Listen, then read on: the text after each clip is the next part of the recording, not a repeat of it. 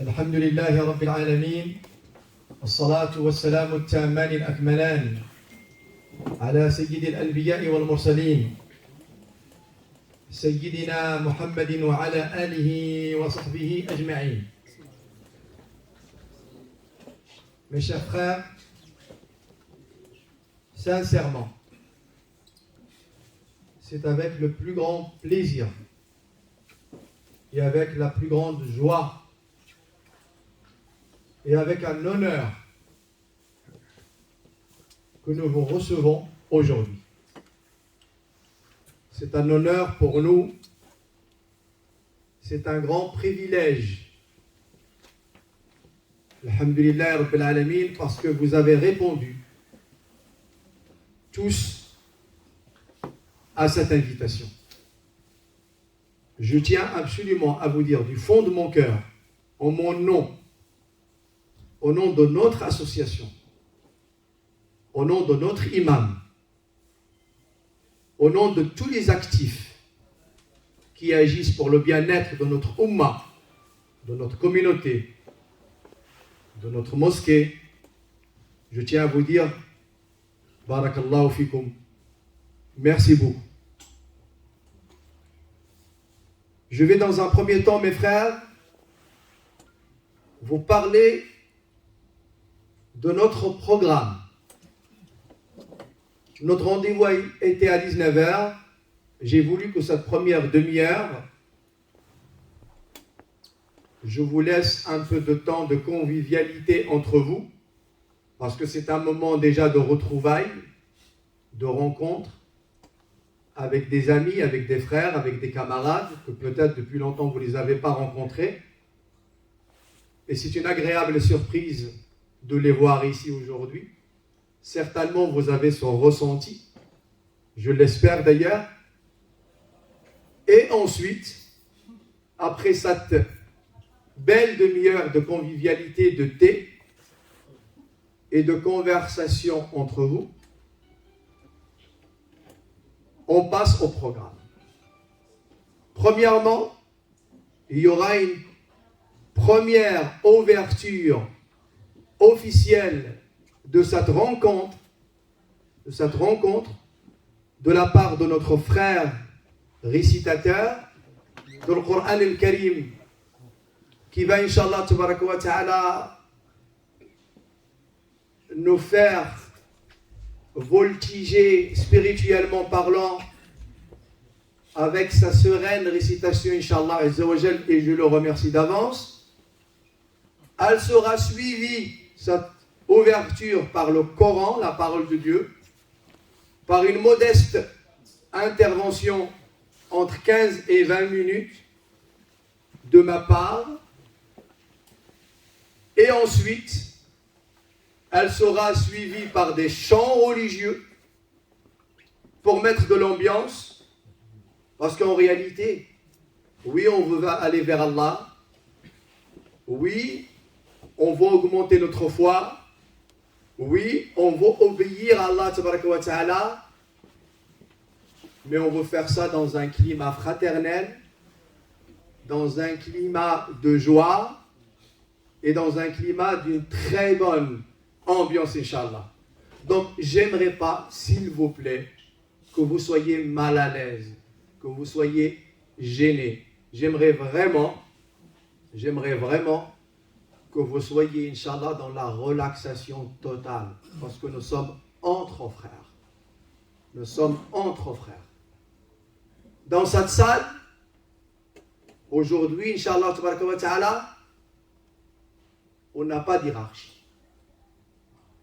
On n'a pas de statut. On n'a pas de supérieur, d'inférieur.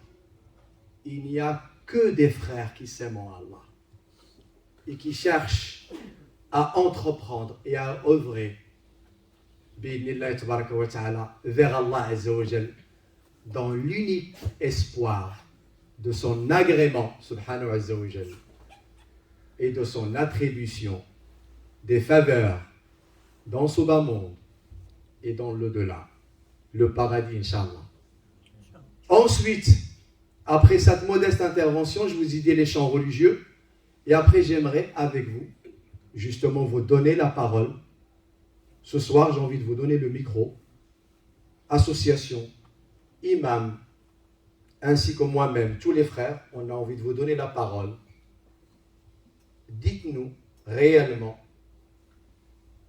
ce que vous attendez de vous-même en tant qu'acteur et en tant qu'engagé au sein de cette Ummah, et qu'est-ce que vous attendez de nous? Qu'est-ce que vous attendez de la religion? Qu'est-ce que vous attendez de votre association, de vos imams? Qu'est-ce que vous souhaitez éventuellement réaliser au niveau religieux, au niveau spirituel? Eh bien, j'aimerais l'entendre de votre bouche. Et si vous êtes timide et que vous ne pouvez pas vous exprimer publiquement, eh bien, vous aurez une petite feuille sur la table avec un stylo. Mettez-moi, s'il vous plaît, votre nom et votre prénom. Notez-moi votre critique et en même temps vos propositions et vos suggestions. Vous ne pouvez pas le dire verbalement, faites-le à l'écrit. Et je vous promets par la grâce d'Allah qu'avec les frères, on s'assoit attentivement et on va se remettre en question de manière à être attentif à ce que vous nous dites, à ce que vous nous dites, à ce que vous voulez. Moi, j'ai une seule condition pour ça. Tout seul, on ne peut pas. À trois, on ne peut pas. Mais par la grâce d'Allah, avec vous, oui, c'est faisable. Tout ce que vous allez exiger et recommander et conseiller est applicable. Oui, avec vous. Avec vous. Donc tout le monde s'inscrira dans l'avec et non pas dans l'hibernation et dans la démission. Et vous allez voir, bi'idhnillahi ta'ala, nous, vous, le potentiel de la Ummah, vous allez changer les choses, Inch'Allah. Allah yufqna wa yakum. Et je finirai cette soirée par un petit quiz, questions-réponses, non pas pour vous évaluer, non pas pour vous interroger, juste pour qu'on puisse être dans une petite interpellation qu'effectivement on a peut-être besoin d'apprendre et d'améliorer notre niveau de connaissance religieuse. Et c'est pour ça que les frères, imams et associations, ils ont réservé une petite récompense très modeste qui est vraiment symbolique. Elle n'est pas dans la valeur du tout, parce que ce n'est pas notre objectif. Elle est tout simplement là pour récompenser quand on agit bien. Levez la main si vous êtes prêts, Inch'Allah. Barakallahu fikum. Et là, on passe à la récitation, Inch'Allah. Bismillah.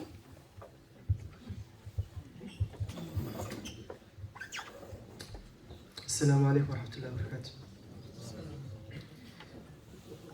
أعوذ بالله السميع العليم من الشيطان الرجيم. بسم الله الرحمن الرحيم.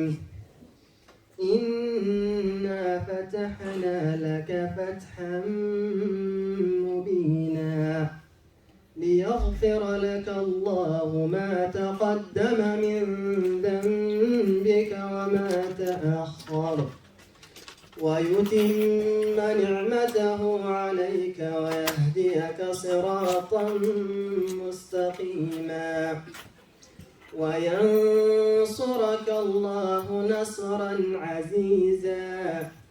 هو الذي أنزل السكينة في قلوب المؤمنين ليزدادوا إيمانا مع إيمانهم ولله جنود السماوات والأرض وكان الله عليما حكيما.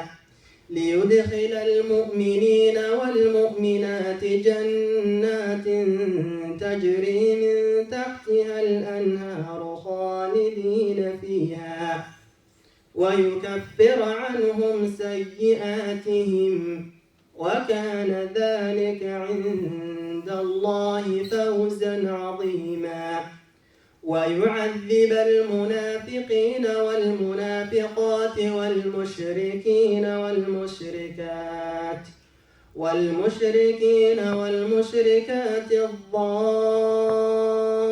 الظانين بالله ظن السوء عليهم دائرة السوء وغضب الله عليهم ولعنهم وأعد لهم جهنم وساءت مصيرا ولله جنود السماوات والأرض وكان الله عزيزا حكيما إنا أرسلناك شاهدا ومبشرا ونذيرا لتؤمنوا بالله ورسوله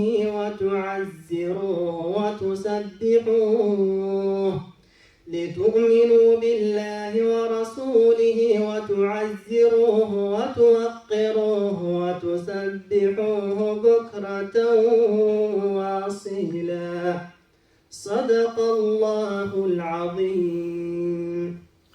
بارك الله فيك. Mon frère, barakallahu fik, jazakallahu khairan, karamakallah. Vous avez bien entendu les frères, subhanallah al-azim, une récitation très sereine, pleine de sérénité, alhamdulillah, rabbil alamin, qui va vraiment du cœur au cœur. Et subhanallah al-azim, surtout quand elle est accompagnée de l'humilité, de la modestie du récitateur, qu'Allah subhanahu wa ta'ala accepte ta récitation, qu'Allah ta'ala accepte tes efforts et qu'Allah ta'ala accepte ce que tu viens présenter à la Ummah pour la faire évoluer dans sa spiritualité, dans sa foi. Les frères, j'aimerais juste donner la parole avant mon intervention au président de l'association, c'est Mohamed Brewa, pour vous souhaiter la bienvenue. Ensuite, à notre cher imam, Inch'Allah ta'ala. Barakallahu fikum. Salam alaikum wa rahmatullahi ta'ala wa barakatuh. Pour ceux qui ne me connaissent pas, Mohamed Briwa, je suis le président de l'association et je représente l'ensemble de tous les membres du conseil d'administration. Je tiens à féliciter l'ensemble de nos imams pour ce projet de rassembler l'ensemble des jeunes et c'est qu'une première partie. Non seulement c'est pour sonder votre cœur et de savoir qu'est-ce que vous souhaitez exactement, qu'est-ce que vous pouvez exiger à travers l'association et nos imams. Et je suis très fier aussi de voir que la salle est pleine. On a prévu 120 personnes, alhamdoulilah, il y a 120 personnes, et je suis ravi de renouveler cette opération avec l'accord du conseil d'administration et des imams pour les mois à venir. Bien évidemment, il n'y aura qu'une première aujourd'hui. Oui, il n'y aura qu'une première aujourd'hui. Il y aura une deuxième, Inch'Allah, pour les sœurs, puisqu'on va leur réserver également une deuxième salle, sachant qu'en termes de logistique, il faut au moins 1 mois et demi entre la réservation et l'obtention effective de la salle. Et puis on fera évidemment cette belle soirée pour les sœurs. Donc on ne les oublie pas, mais on a bien en tête un projet pour les sœurs. J'aimerais aussi, à travers vos questions, de vous écouter également pour vos projets. Qu'est-ce que vous souhaitez exactement? Qu'est-ce que vous attendez de nous? Comme disait Cheikh Saïd, on aimerait bien avoir un projet de votre part qu'on peut réaliser ensemble. Rien ne se fera sans votre accord. Rien ne se fera sans vous. Il faut absolument que vous soyez acteurs et actrices pour ceux qui sont pas là. Donc, votre présence, c'est bien, mais votre implication, c'est très, très, très bien. Donc, on compte sur vous. Barakallahu fikum. Et je vous souhaite une excellente soirée, Inch'Allah. Assalamu alaikum. Une parole.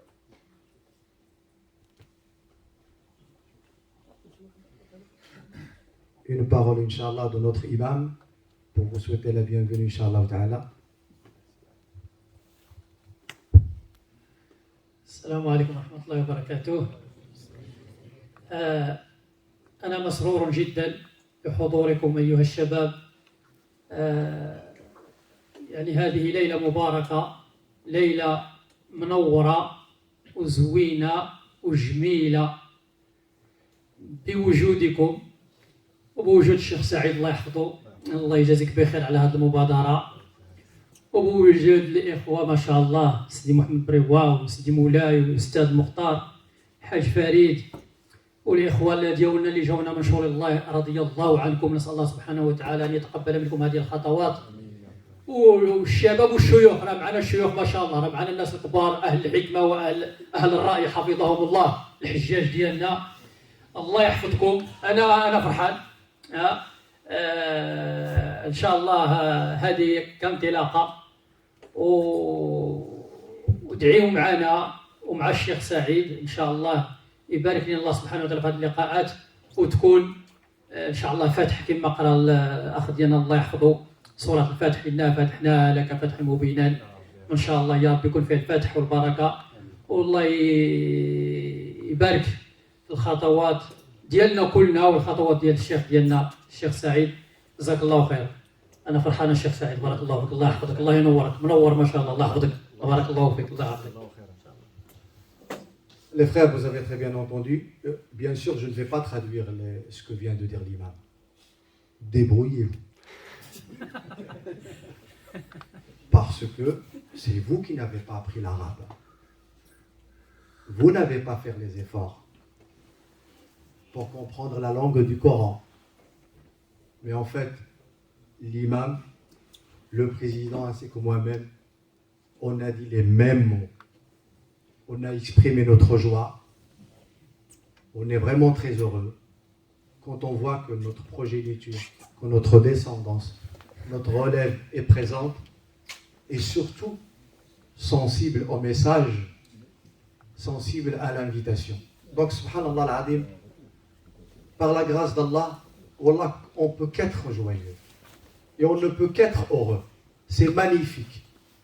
Je l'ai ressenti dans la vibration de la voix de tous ceux qui ont pris la parole. Le récitateur, l'imam, le président, les membres de l'association. C'est vrai, notre cheikh, il cite les noms. Moi, j'aimerais citer le nom de tout le monde. Parce que toute personne, même celle qui a répondu, elle est venue, il a fait ce geste-là. Les mamans qui disent, Ya Rabbi, que ce rassemblement marche, réussisse. Qu'Allah Ta'ala nous ramène tous dans le paradis d'Allah Azza wa Jal. Dites Amin. Et là, je commence mon intervention. Je vais prendre un quart d'heure, Inch'Allah Azza wa Jal, et après je donne la parole aux frères qui sont venus nous inviter de Cholet pour des chants religieux, Inch'Allah. Bismillah ar-Rahman ar-Rahim, alhamdulillah rabbil alamin, wa salatu wa salam ala ashrafil mursalin, Sayyidina Muhammad wa ala alihi wa sahbihi ajma'in. Mes frères, Allah, quand il a descendu le message de l'islam depuis l'arrivée de Adam jusqu'à l'arrivée de notre messager Muhammad alayhi salatu wassalam, Allah a toujours révélé au niveau des fondements de la religiosité de l'islam le même message. Le même message.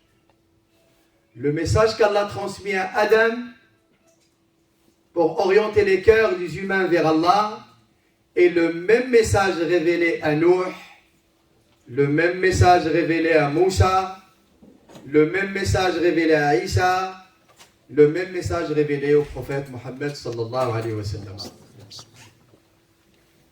Un message sur la foi, sur l'obéissance et la soumission à Dieu. Sauf que aucun message n'est venu avec la caractéristique du parachèvement, si ce n'est que l'islam révélé à travers le Coran, l'islam transmis par le biais du messager Muhammad sallallahu alayhi wa sallam. Le même islam fondé sur les mêmes fondements, les mêmes convictions, mais de nouvelles pratiques, de nouvelles moralités, des nouvelles éthiques, ce parachèvement, cette particularité par laquelle se distingue notre islam, notre messager Muhammad sallallahu alayhi wa sallam, le sceau des prophètes, notre Coran, à qui Dieu a attribué la souveraineté sur l'ensemble des livres. Il a cette particularité, et soyez-en fiers, mes frères, c'est le parachèvement. Al-yawma akmaltu lakum dinakum. Cela n'a été dit que dans un seul livre, le Coran. Dieu n'a jamais dit à Moussa, aujourd'hui je vous ai parachevé votre religion, dans la Torah. Il n'a pas dit à Isa dans l'évangile, aujourd'hui je vous ai parachevé votre religion. Il n'a pas dit dans les psaumes de David, Zabour Daoud, alayhi salam, aujourd'hui je vous ai parachevé votre religion. Il ne l'a pas dit dans les feuillets d'Abraham, alayhi salam, aujourd'hui je vous ai parachevé votre religion. Ça n'a jamais été dit. Ça n'a jamais été révélé par Allah à n'importe quel prophète et à n'importe quel messager, sauf au prophète Mohammed sallallahu alayhi wa sallam. Notre religion, mes frères, est une religion de parachèvement, complète, souveraine, comparée à l'évangile, à la Torah et aux psaumes de David et aux feuillets d'Abraham. Tout simplement parce que c'est la dernière. Il n'y a plus aucun message après le Coran. Il n'y a plus aucun messager après Mohammed sallallahu alayhi wa sallam. Il y a juste une communauté. Il y a juste une communauté musulmane qui a bien assimilé le concept islamique, la perspective coranique, l'effort prophétique, le cheminement vers Dieu, et qui fait l'effort de l'établir en soi et de le propager aux autres, à l'ensemble de l'humanité, jusqu'à la fin des temps. Nous sommes les députés du prophète. On est là non pas seulement pour avoir les mêmes convictions que lui, les mêmes pratiques que lui, on est là aussi, avec tout ce que je viens de dire, pour que tout le monde ait les mêmes convictions, les mêmes pratiques, s'inscrivent dans la même éthique, la même moralité, la même ligne de conduite. Donc nous avons une responsabilité. Nous sommes une communauté responsable. Le prophète, alayhi salam, il a fait une particularité de cette Ummah, c'est qu'il l'a formé culturellement parlant, religieusement parlant, spirituellement parlant, une communauté formée et formatrice. Elle est formée et formatrice. Et cela n'a été exigé de la part d'aucune communauté, si ce n'est la nôtre. Vous avez vu le nombre de particularités? Vous avez vu le nombre de distinctions par lesquelles se distingue notre Ummah? Et tout cela se résume dans un verset du Coran. Kuntum khayra ummatin ukhrijat linnas. Vous êtes la meilleure des communautés. Vous êtes la meilleure des communautés. Non pas parce qu'on est beau, non pas parce qu'on fait 1m80, non pas parce qu'on est svelte, non pas parce qu'on est sportif, non pas parce qu'on est blanc, non pas parce qu'on est jaune, non pas parce qu'on est noir, parce qu'on s'inscrit dans un effort prophétique, dans la même perspective que le Coran, dans la même optique de l'islam, dans les mêmes ambitions que les compagnons qui ont reçu une éducation religieuse et spirituelle de notre prophète Mohammed sallallahu alayhi wa sallam. 1. 2.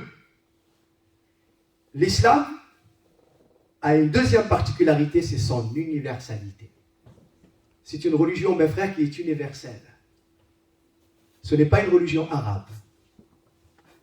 Ce n'est pas une religion européenne. Ce n'est pas une religion américaine. Ce n'est pas une religion latine. Ce n'est pas une religion asiatique. C'est une religion universelle, mondiale. Depuis l'arrivée du prophète alayhi salam jusqu'à la fin des temps, jusqu'à ce que Israfil alayhi salam, l'ange qui va signaler la fin du monde quand il soufflera dans la corne. Quand il soufflera dans la corne. L'islam, mes frères, c'est une religion de l'arabophone, du non-arabophone, du blanc, du noir, du jaune. Religion universelle, non pas seulement dans son contenu, le fait qu'elle aborde l'ensemble des thèmes, l'ensemble des sujets, à toute échelle, politique, économique, religieuse, pratique culturelle, spirituelle, culturelle et autres. Une universalité dans son contenu, dans sa manière de légiférer les pratiques et les règles, les mœurs et les valeurs. Et une autre universalité, ça veut dire qu'il a une capacité d'être contextualisé, d'être adapté à toutes les cultures.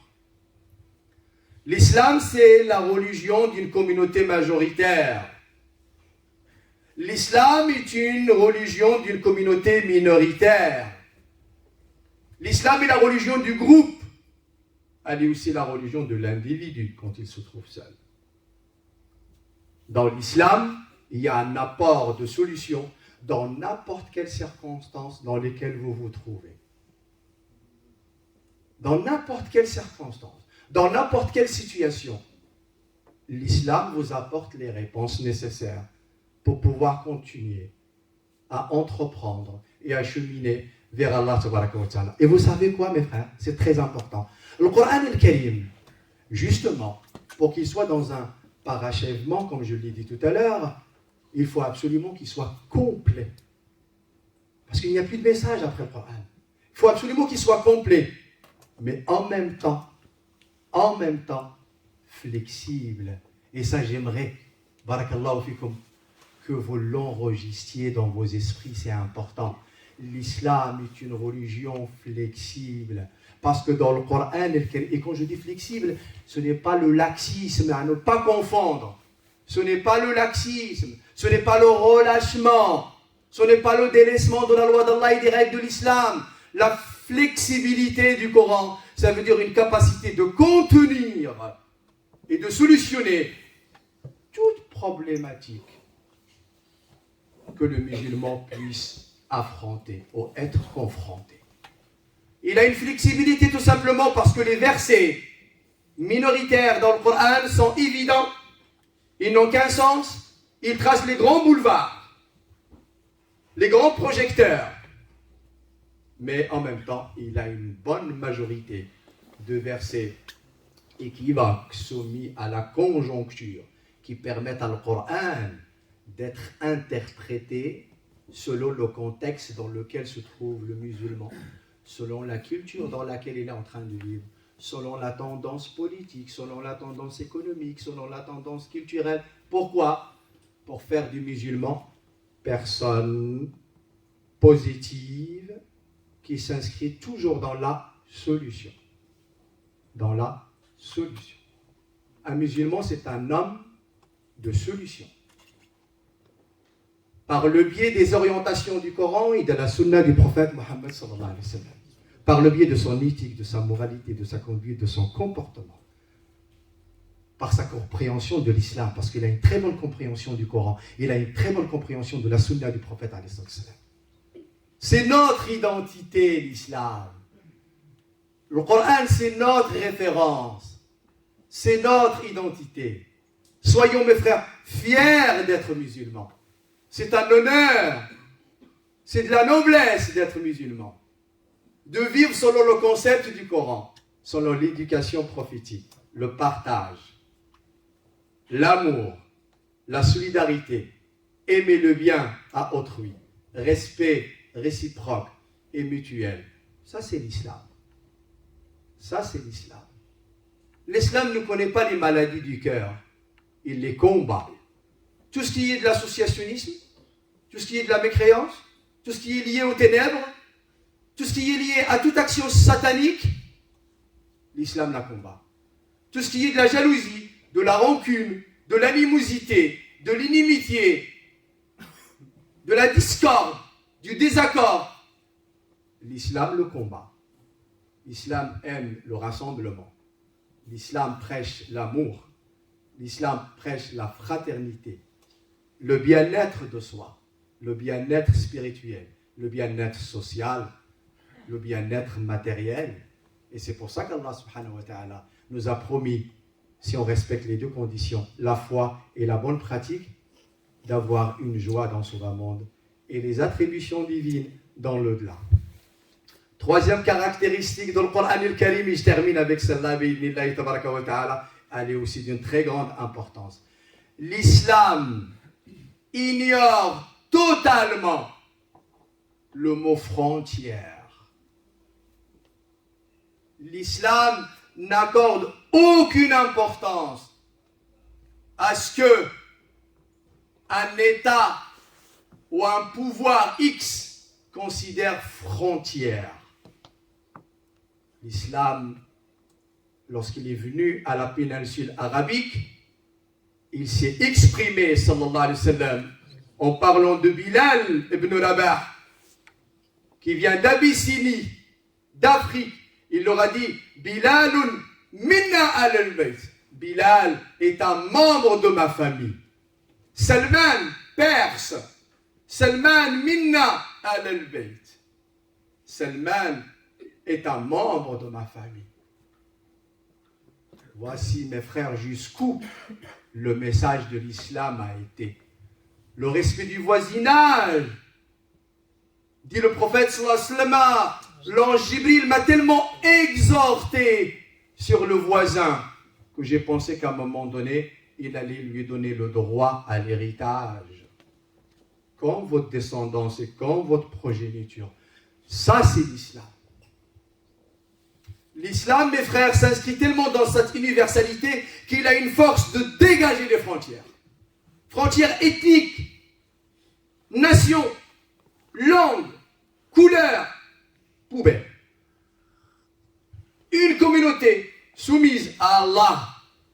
Et parce qu'elle est soumise à Allah, elle est élevée, elle est honorée, elle est privilégiée, elle est récompensée par l'honneur et l'élévation du Coran.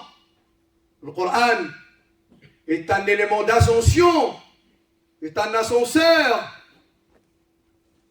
Et là, j'ai envie de vous raconter une petite anecdote. Vous savez ce qui nous arrive, nous les musulmans, aujourd'hui? Nous avons un ascenseur, qui est le Coran. Sauf que nous, on reste à l'extérieur de l'ascenseur et on appuie sur le 10e étage. La porte, elle se ferme. Effectivement, l'ascenseur, il monte, mais sans nous. Vous savez ce qu'il faut faire? Avant d'appuyer sur le 10e étage, qu'est-ce qu'il faut faire? Il faut rentrer. Il faut qu'on rentre. Il faut qu'on rentre dans le Coran. Il faut qu'on rentre dans le dîn. Il faut qu'on rentre dans la sunna. Restons pas sur le seuil. Restons pas à la porte. Restons pas dehors. Entrons. Et en plus, sans passe sanitaire. Même si vous avez le corona, rentrez. Là, l'imam il blague. Mais riez, bonsoir, vous êtes constipé ou quoi? Voilà, le frère, machallah, il sort bien. Eh oui, mes frères, avant d'appuyer sur le bouton de l'ascenseur, mais rentre, bonsoir. Drôle l'ifrit d'abord. Mais rentre. Et après, quand tu appuies, tu vas voir que tu vas monter à la même vitesse que l'ascenseur. Allah a fait que le Coran est un élément d'ascension. Inna Allah yarfa'u bihada al-kitabi aqwaman wa yada'u bi akharin. Allah élève par ce Coran des peuples et des nations. Tu veux l'élévation, tu veux la grandeur? Rentre dans le Coran. Tu seras élevé comme lui. Parce que c'est la parole d'Allah. Sois dans la bonne action. Ilayhi yurfa. Ilayhi yas'ad. C'est à lui l'élévation spirituelle, l'élévation de toute obéissance. Allah tabaraka wa ta'ala. Ilayhi yas'adu al-kalimu at-tayyib wal 'amalu as-salihu yarfa'u. La bonne action sera elle va t'élever. Elle va t'élever. Tu veux l'élévation? Par le Coran, lecture, récitation, ce que tu peux selon tes capacités, mais surtout une bonne compréhension et une bonne pratique. Et une bonne pratique. Et tu seras élevé. Tu seras élevé. Tu veux être préservé et protégé. Allah il dit Inna nahnu nazzalna dhikra wa inna lahu lahafidun. Nous avons fait descendre le rappel qui est le Coran et c'est nous qui le préservons. Toute personne liée au Coran est préservée comme le Coran. Toute personne liée au Coran sera protégée comme le Coran.